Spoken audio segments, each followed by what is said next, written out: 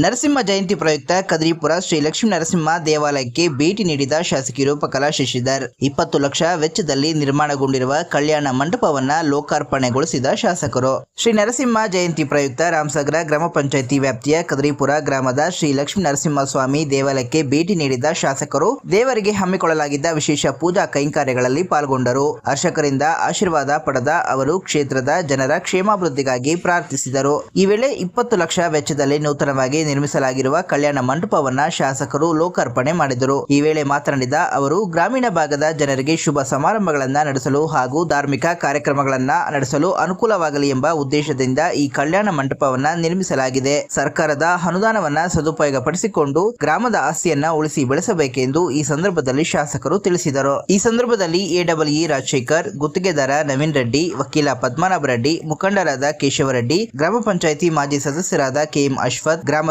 ಹಿರಿಯರಾದ ಜಯರಾಮಪ್ಪ, ಕೃಷ್ಣಮೂರ್ತಿ, ನಾಗರಾಜ್, ವೆಂಕಟಾಚಲಪತಿ, ರಾಮಚಂದ್ರಪ್ಪ, ಮಹದೇವಪ್ಪ, ಲಕ್ಷ್ಮಪ್ಪ, ರಾಧಾಕೃಷ್ಣಮೂರ್ತಿ, ಜಯಪ್ಪ, ಮುನಿರಾಮಪ್ಪ, ಮುನಿರತ್ನಪ್ಪ, ನಾರಾಯಣಪ್ಪ, ಶಂಕರಪ್ಪ ಸೇರಿದಂತೆ ಗ್ರಾಮದ ಇತರೆ ಹಿರಿಯರು ಹಾಗೂ ಗ್ರಾಮಸ್ಥರು ಇದ್ದರು. Villagers and our respected KGF constituencies, beloved MLA Srimati Rupa Shashidhar Madam. On behalf of all the villagers of Kadiripura, I extend a heartfelt welcome to you, Madam. We are truly grateful that you have graced our village with your presence on the auspicious occasion of Sri Lakshmi Narasimha Swami Jayanti. Madam, we sincerely thank you for your dedicated efforts towards the development of our village.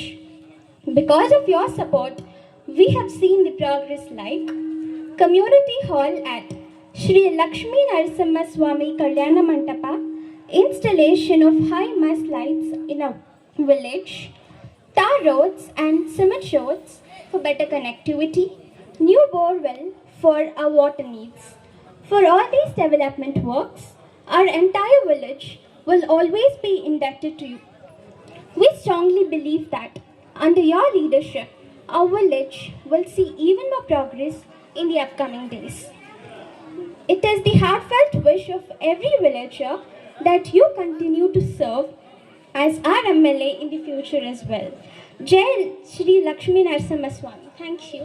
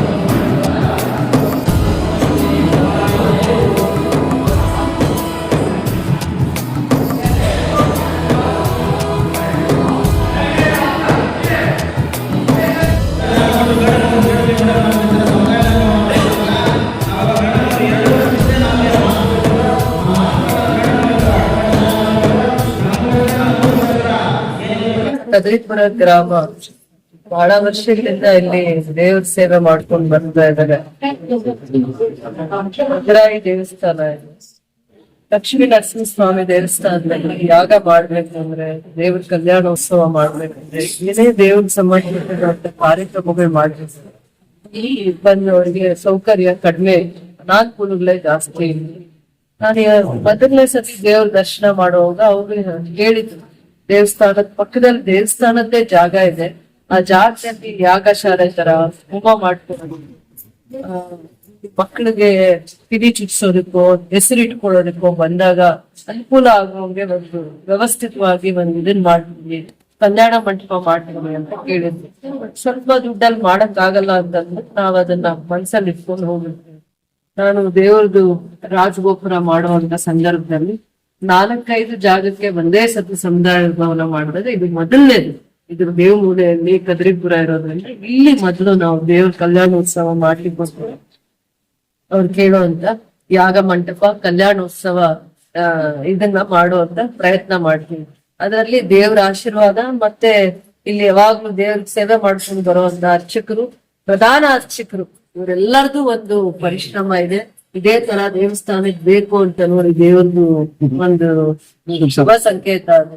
ಇವರ ಸಂಕಲ್ಪ ದೇವಸ್ಥಾನದ್ದು ದೈವಿ ಸಂಕಲ್ಪವಾಗಿ ಏನೇನ್ ಕೆಲಸಗಳು ಮಾಡ್ಬೇಕು ಅಂದಾಗ ಯಾಗ ಮಾಡ್ಬೇಕು, ಕಲ್ಯಾಣೋತ್ಸವ ಮಾಡ್ಬೇಕು ಅಂತ ಇಂತ ಒಂದು ಭಕ್ತಿಯಿಂದ ಮಾಡುವಂತವ್ರಿಗೆ ಒಂದು ವಿಶೇಷವಾಗಿರುವಂತ ಸೌಕರ್ಯಗಳಿಂದ ಆ ಒಂದು ಪ್ರಯತ್ನ ಫಲಿಸಿದೆ. ಇವರೆಲ್ಲ ಪರಿಶ್ರಮ. ನಾಳೆ ನರಸಿಂಹ ಜಯಂತಿ, ವಿಶೇಷವಾಗಿ ನರಸಿಂಹ ಜಯಂತಿ ನಾಳೆ. ಕಲ್ಯಾಣೋತ್ಸವ ಮಾಡ್ತಾರೆ.